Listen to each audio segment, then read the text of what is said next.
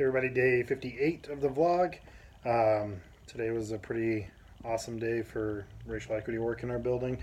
We had our quarterly meeting and got to engage in some courageous conversations and got to invite students that are students organizing against racism to come be a part of that team. And it's always, I just think, such a shift when in the atmosphere of the room when you have student voice present and involved, and pretty excited about continuing to provide that platform for them and to continue to hear from our students in this work, in this racial equity work.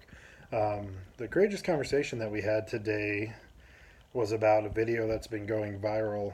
You may have seen, that's called "I'm Not Racist," and it was really fascinating to see people's reactions, see people's responses, what their questions were, what wonderings they had, where they found themselves. We use a tool from Pacific Education Group called the Compass, and it has 4 quadrants of, how you respond to things: believing, thinking, feeling, and acting, and kind of relates to, your heart, soul, mind, and your hands and feet.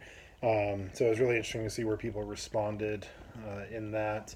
And I don't know. I personally have some issues with the video. Sorry, the video is shaking all over the place. I didn't film before I left because I left work at 6:30. Hey, shout out to my wedding photo when I was 17 and my kids when they were still little.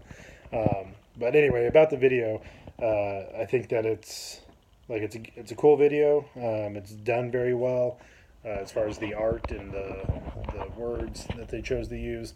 I guess I'm just concerned about the video presenting that white people's racial anxiety or the discomfort that they experience from it is equal to the discomfort or anxiety that people of color experience from racism in our country.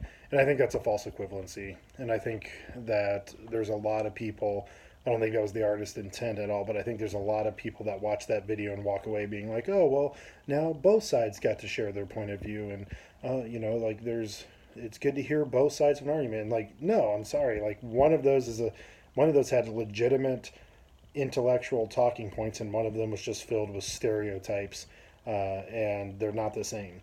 And, white people feeling discomfort talking about race and,